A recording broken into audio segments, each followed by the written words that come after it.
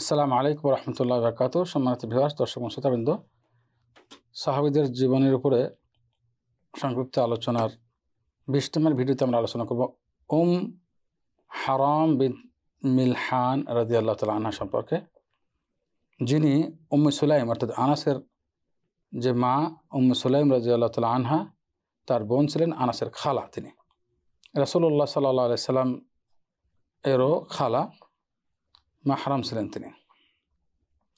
আনাস রাদিয়াল্লাহু তাআলা আনহু থেকে বর্ণিত, তিনি বলেন যে মহানবী সাল্লাল্লাহু আলাইহি সাল্লাম হারাম এর বিনত মিলহাম এর কাছে আসতেন। তিনি, তার স্বামী ছিল উবাদা ইবনে সামিত। একদিন তার কাছে আসলেন, তাকে মহানবী সাল্লাল্লাহু আলাইহি সাল্লামকে তিনি খানা খাওয়ালেন এবং মহানবী সাল্লাল্লাহু আলাইহি সাল্লামের চুল থেকে তিনি খুশক ইত্যাদি এই ধরনের কিছু তিনি উঠিয়ে দিচ্ছিলেন। মহানবী সাল্লাল্লাহু আলাইহি সাল্লাম ঘুমালেন, অতঃপর জাগ্রত হলেন হাসা অবস্থায়। তখন হারাম মহানবীকে জিজ্ঞাসা করলেন যে, হে আল্লাহ রসুল, আপনি হাসছেন কেন? খালা জিজ্ঞাসা করছেন, মহানবীর খালা। বলেন যে, আমার উম্মতের কিছু মানুষ, তাদেরকে দেখেছি, তারা আল্লাহ রাস্তায় গাজী হয়ে বের হয়েছে যুদ্ধ করার জন্য। তারা এই সমুদ্রের মাঝখান দিয়ে তারা কি করবেন, যাবেন, বা এই সমুদ্রের উপর দিয়ে যাবেন, দুটোর ব্যাখ্যা আছে। তারা মুলুকান কাল উসরাহ, তারা বাদশার মতো বিশাল নৌবহরে উঠে যাবেন, এটা বললেন।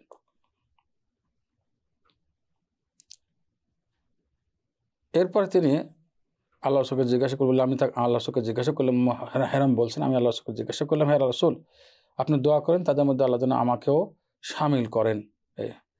আল্লাহ রসুল দোয়া করলেন, আবার তিনি মাথা রাখলেন, রেখে ঘুমালেন, হাসা অবস্থা উঠলেন, আবার জিজ্ঞাসা করলেন, হে রাসূল, আপনি হাসছেন কেন? তখন তিনি বললেন, একই কথা বললেন, যে সেম উত্তর দিলেন প্রথম উত্তরের মতো। তিনি বললেন যে, আপনি দোয়া করুন যেন আল্লাহ আমাকেও তাদের মধ্যে অন্তর্ভুক্ত করেন। হারাম মহিলা হয়ে রাসূলের খালা, যিনি খালা লাগেন তিনি, এবং প্রকৃতপক্ষে খালা সেটা দুধের সম্পর্ক হোক বা আত্মীয় সম্পর্ক হোক, সরাসরি। তো দ্বিতীয়বার প্রশ্ন করার পর আল্লাহ সাল্লাল্লাহু আলাইহি ওয়াসাল্লাম বললেন যে,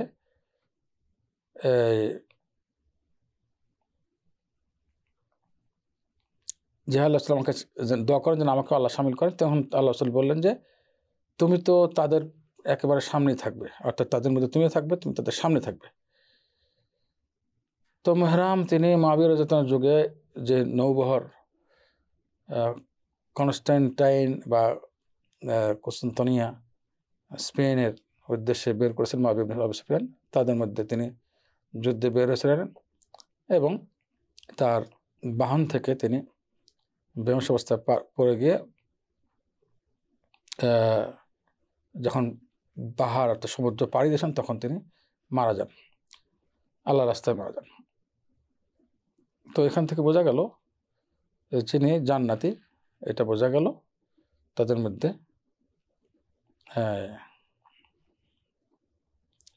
এই হাদিস থেকে এটা ক্লিয়ার হয়েছে, কারণ মহানবী সাল্লাল্লাহু আলাইহি সাল্লাম দোয়া যে করেছেন, যে তারা সুসংবাদ দিয়েছেন আল্লাহ রাস্তায়, তো আল্লাহ রাস্তায় মারা গেলে সে শহীদ হয়েছেন এবং জান্নাতি, এটা বোঝা গেল।